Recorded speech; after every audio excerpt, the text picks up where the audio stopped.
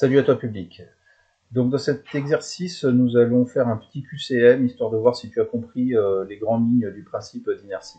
Donc dans la première question ici, on a une personne qui tire une valise et on a modélisé une force avec le vecteur qui est ici. Alors évidemment, le point d'application n'est pas situé au bon endroit, mais a priori on utilise le système valise. Et on me propose la force qui est représentée ici, c'est la force exercée par la main sur la valise.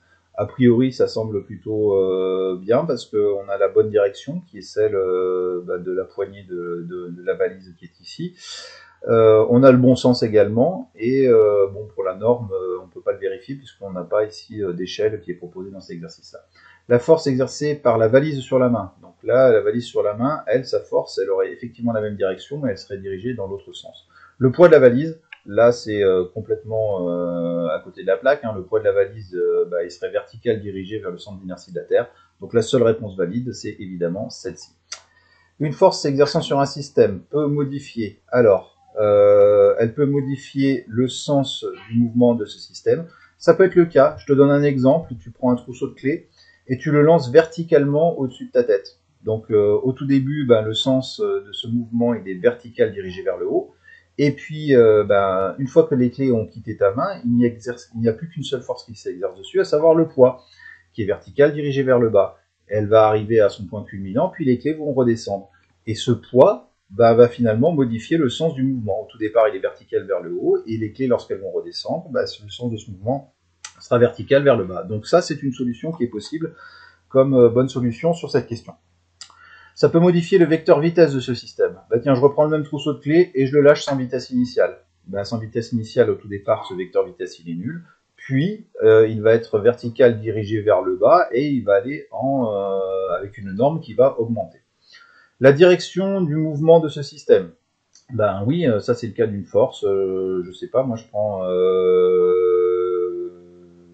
une bille qui roulerait, une bille métallique qui roule, et j'approche un aimant de cette bille métallique qui va rouler, et je vais pouvoir modifier le mouvement de ce système, la direction de ce mouvement, je vais pouvoir lui faire changer la direction du vecteur vitesse. Donc là, les trois solutions sont possibles sur cette question-là. Deux forces qui se compensent. Alors ça, on l'a vu dans le cadre du glaçon qui était posé sur la remorque du camion. Deux forces qui se compensent, elles ont forcément la même direction, c'est-à-dire qu'elles ont la même droite d'action. Donc ça, cette première réponse est valide. La même valeur, oui, elles ont la même norme, et par contre, elles n'ont pas le même sens. Elles ont des sens qui sont opposés. Un système en mouvement soumis à des forces qui se compensent peut être, alors on l'a vu dans le principe d'inertie, il peut être soit en translation rectiligne uniforme, soit immobile. Donc il ne peut pas être en mouvement rectiligne décéléré, il ne peut pas être en mouvement rectiligne accéléré, donc son mouvement est nécessairement rectiligne uniforme, ou alors à l'arrêt. Dans la situation ci-dessous, la personne photographiée est en mouvement rectiligne uniforme vers le bas après avoir sauté de l'avion.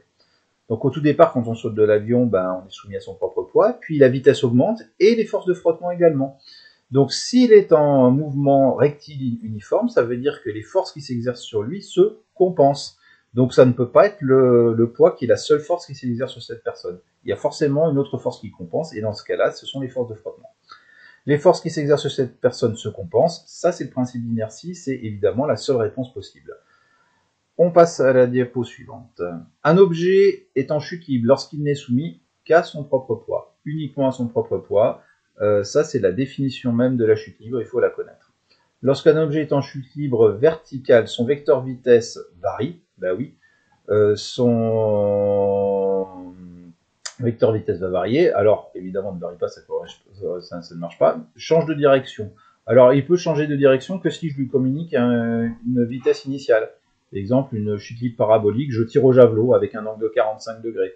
Donc là, il peut être en chute libre si on ne considère pas les forces de frottement, mais le vecteur vitesse va changer de direction. L'enregistrement d'une chute libre verticale peut être celui-ci, celui-ci ou celui-ci. Alors, sans vitesse initiale, ça serait pour cette réponse ici. En aucun cas, on aurait un mouvement uniforme. Si on est en chute libre, forcément, en chute libre, on n'est soumis qu'à son propre poids, et dans ce cas-là, on a la direction et le sens, si on est lâché sans vitesse initiale, la direction et le sens qui restent identiques, et la norme du vecteur vitesse qui va augmenter.